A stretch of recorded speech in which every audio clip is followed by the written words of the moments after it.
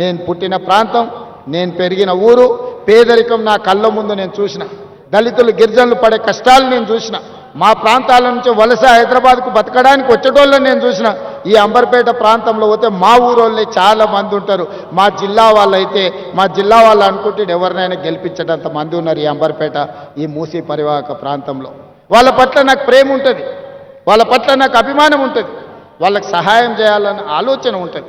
వాళ్ళని ఇబ్బంది పెట్టి నేను బాపుకునేది ఏమున్నది ఒకసారి ఆలోచన చేయండి.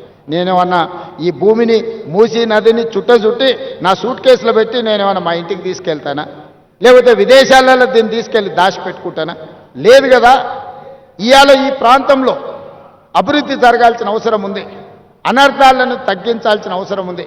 మొన్న రాత్రి నుంచి కంటిన్యూస్గా ఇమ్లిబన్ బస్ స్టేషన్లో వేలాది మంది ప్రయాణికులు చిక్కుకుపోయిందంటే రాత్రి 3 వరకు అధికారులను అప్రమత్తం చేస్తూ నేను వాళ్ళకి ఏర్పాట్లు చేపించిన. దీనికి కారణం ఏంటి? ఈరోజు ప్రకృతిలో విపరీతమైన మార్పులు వచ్చినాయి. దాంతో మీరు ఊహించనంత వర్షం 1-2 గంటల్లోనే 40-50 సెంటీమీటర్లు కురిసే పరిస్థితి వచ్చింది. దాన్ని తట్టుకునే వ్యవస్థ మనకు లేదు ఈనాటి వరకు.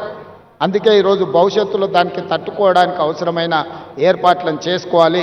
లేకపోతే జీవితాంతం మీరు కష్టపడి సంపాదించుకున్న మీ టీవీ కావచ్చు, మీ ఫ్రిడ్జ్ కావచ్చు, మీ మంచాలు కావచ్చు, మీ పిల్లలు చదువుకున్న సర్టిఫికెట్లు కావచ్చు, ఉప్పు పప్పు బెల్లం చింతపండు మీరు సంపాదించుకొని 2-3 నెలలకు మీరు తెచ్చి ఇంట్లో పెట్టుకుంటే రాత్రి ఈ రకంగా వర్షాలు వస్తే గంటలలో అవి నీట మునిగిపోతాయి. ఆ తర్వాత మిమ్మల్ని ఆదుకోవడానికి ఎవరు రారు. నా మాట వినండి, మీకు మంచి చేసే ఆలోచనతో ఉన్నా. ఇలా కాలేరు వెంకటేష్ గారు ఒక ప్రతిపాదన చేసిండు. అంబర్పేట అసెంబ్లీలో 5 కిలోమీటర్లు మూసీ నది పరివాహక ప్రాంతం ఉన్నది. ఈ బఫర్ జోన్లో కొంతమంది పేదలు ఇండ్లు కట్టుకుండ్రు, వాళ్ళకి డబుల్ బెడ్రూమ్ ఇండ్లు కట్టించండి అంబర్పేటలో అని. తప్పకుండా వేదిక మీద ఉన్న మా ఇన్ఛార్జి మంత్రి పొన్నం ప్రభాకర్ గారికి నేను ఆదేశాలు ఇస్తున్నా, హైదరాబాద్ కలెక్టర్కి, మున్సిపల్ కమిషనర్ గారికి నేను ఆదేశాలు ఇస్తున్నా. తక్షణమే అంబర్పేటకు సంబంధించిన ఒక ప్రత్యేక రివ్యూ పొన్నం ప్రభాకర్ గారు తీసుకుంటారు. మీరు క్షేత్రస్థాయిలో మొత్తం పర్యటన చేసి, నేను మున్సిపల్ అధికారులకు కూడా అందరికి ఆదేశాలు ఇస్తున్నా, మీరు మొత్తం తిరగండి, ఎన్యూమరేట్ చేయండి, ఎవరెవరు ఉన్నారు పేదలు లిస్టు తీయండి, వాళ్ళ పరిస్థితి ఏంది అంచనా వేయండి. ఇవాళ వాళ్లకు పునరావాసం కల్పించడమే కాదు, ఈడ ఇన్ని ఆఫీసులు లేవంటే నేనే ఆశ్చర్యపోతున్నా. రిజిస్ట్రేషన్ ఆఫీసు లేదు, లేకపోతే ట్రాన్స్పోర్ట్ ఆఫీసు లేదు, ఏ ఆఫీసు లేదు అన్నాడు వెంకటేష్. ఒకదానికి అటుపోవాలి, ఒకదానికి ఇటుపోవాలి. 100% ఈ కాన్స్టిట్యున్సీకి సంబంధించిన అన్ని వసూలుతో కూడుకున్న ఒక క్యాంపస్ని ఒక మినీ సెక్రటేరియట్ లాగా అంబర్పేటలో మీకు కట్టించే బాధ్యత నాది. ఏమేమి ఆఫీసులు కావాలనో లిస్ట్ అవుట్ చేయండి. ఈ ప్రాంత ప్రజలకు అవసరమైన ఏమేమి కావాలనో అన్ని ఆలోచన చేయండి. వాటికి సంబంధించిన ప్రణాళికలు సిద్ధం చేస్తే డిసెంబర్ 9 తారీఖు లోపలనే మీకు అన్ని అనుమతులు ఇచ్చి నిధులు కేటాయించే బాధ్యత నాది. 2 నెలల్లో క్షేత్రస్థాయి పర్యటన చేసి అన్ని అంచనాలు తయారు చేయండి. ఆ అంచనాలకు అనుకూలంగా నిధులు డిసెంబర్ 9 తారీఖు లోపల మంజూరు చేసే బాధ్యత నేను తీసుకుంటా. కాలేరు వెంకటేష్ గారికి నేను సూచన చేస్తున్నా, రాజకీయాలకు అతీతంగా మీ నియోజకవర్గాన్ని అభివృద్ధి చేసుకోండి. నేను సహకరించడానికి సిద్ధంగా ఉన్నా. మీరు అడగకుండా, మీరు అంశాలను ప్రస్తావించకుండా, మీరు ప్రతిపాదనలు సిద్ధం చేసుకోకపోతే నేను సహాయం చేయాలన్నా కూడా నేను చెయ్యలేను. క్షేత్రస్థాయిలో మీరు సహకరిస్తే 100% అద్భుతాలు చేస్తాం.